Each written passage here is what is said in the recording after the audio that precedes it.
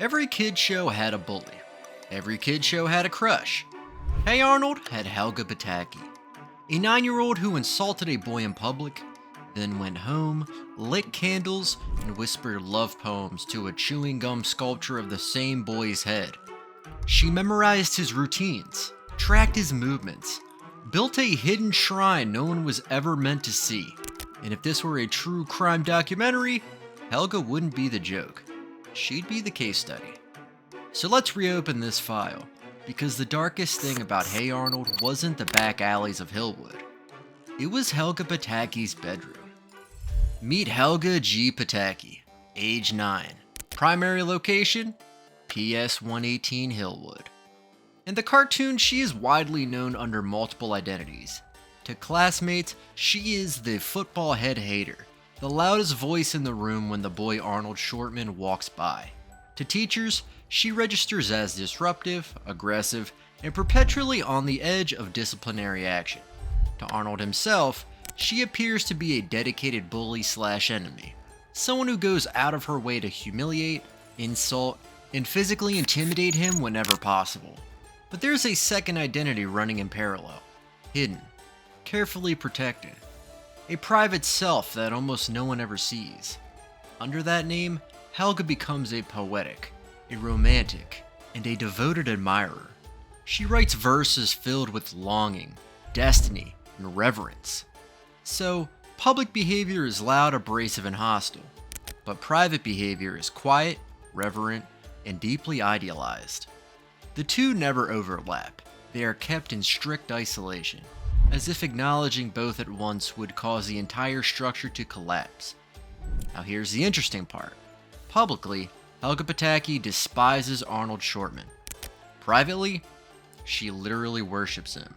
That contradiction sits at the center of her psychology, driving nearly every decision she makes and setting the stage for what follows.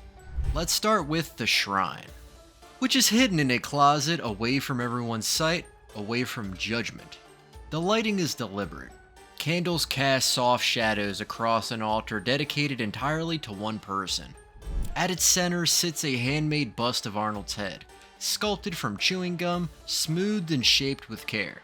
Around it, handwritten poems are arranged like offerings. They are dramatic, epic, intensely emotional, and deeply sincere. Visually, the scene is played for laughs, but the construction tells a different story. This is not a casual crush. This is obsession. Every object is intentional. Every word is preserved. In stalking psychology, the shrine is a fantasy, not a relationship. A person replaces the real, complicated individual with a perfect, controlled idea of them. The real person stops mattering. They become a symbol in a private story where they can never say no or walk away. It's not like Helga doesn't love the real Arnold, but she loves the Arnold in her mind, the one who can't respond, who can't reject her.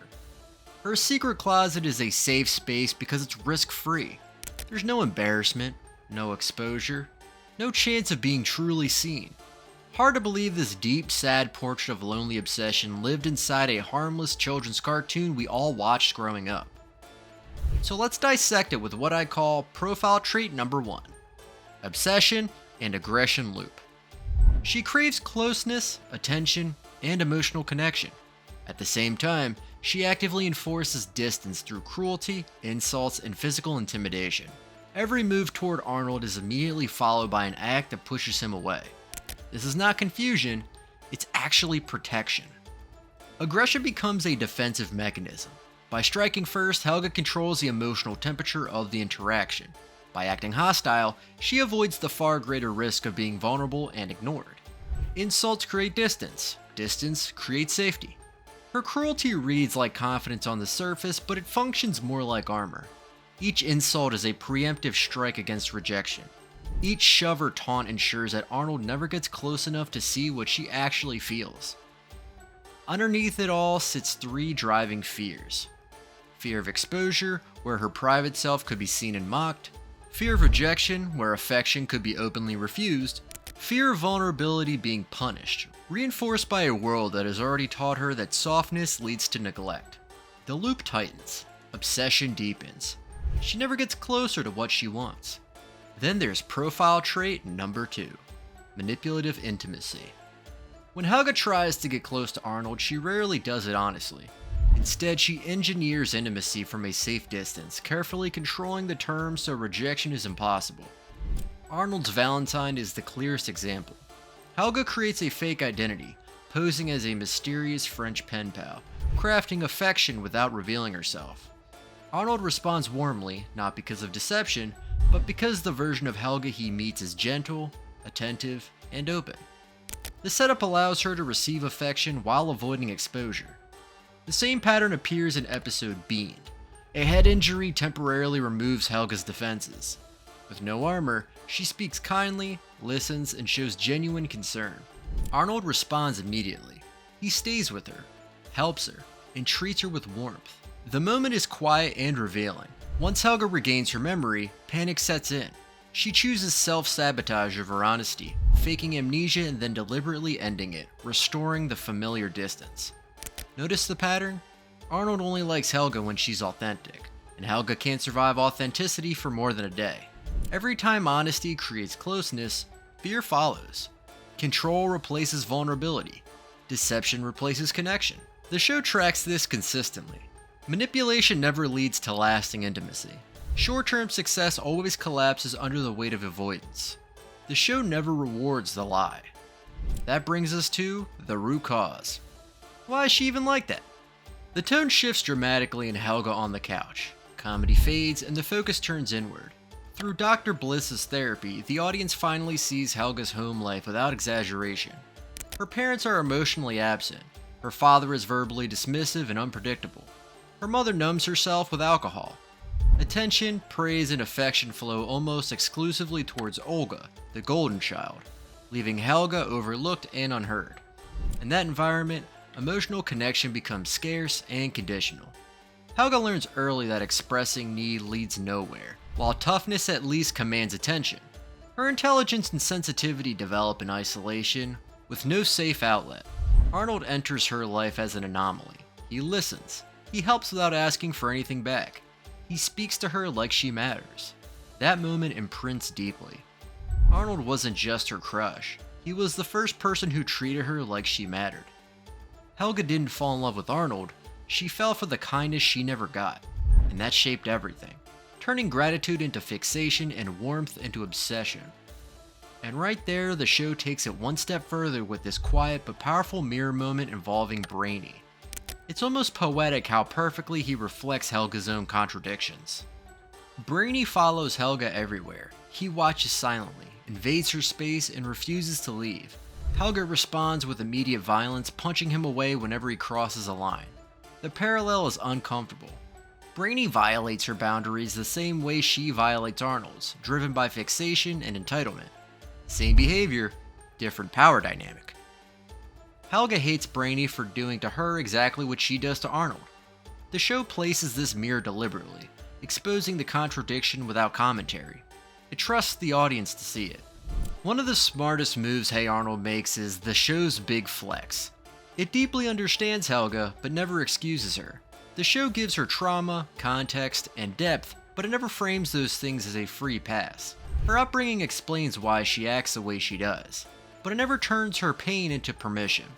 When Helga hurts people, especially Arnold, the story treats it as harm, not misunderstood romance. Arnold is never positioned as a prize she earns through persistence. He does not soften toward her because she tries hard enough or suffers quietly. When she bullies him, he pulls away. When she manipulates him, the moment collapses. The narrative refuses to bend reality to reward unhealthy behavior, and that choice is rare, even in stories aimed at adults. Love in this world has conditions. Kindness matters. Growth matters. Change matters. Helga's feelings alone are never enough, and the show is clear about that. The potential for a future between them exists, but it depends entirely on who Helga chooses to become, not how intensely she feels. This is where Hey Arnold outgrows most adult romances, treating emotional responsibility as non-negotiable rather than optional. But like all stories, there are glimpses of hope and healthier love in the redemption arc. When Helga's love finally reads as healthy, it looks very different. There's no performance, no disguise, no attempt to control the outcome.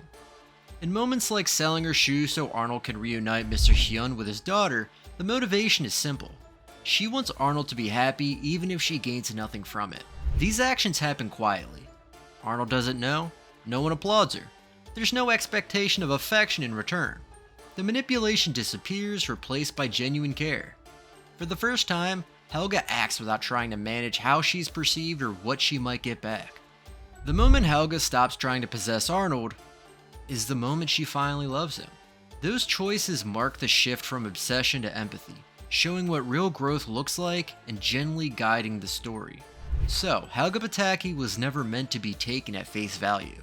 She's uncomfortable on purpose. A warning about what happens when love mixes with fear. A mirror for kids who learned early to hide softness behind sharp edges. And somehow, wrapped inside a 90s cartoon, she becomes one of the clearest portrayals of childhood trauma put on television. And that's why, decades later, we're still pulling this apart, still debating it, still recognizing pieces of it in ourselves. So I'll leave it with you. Did Helga age badly? Or did she age a little too real?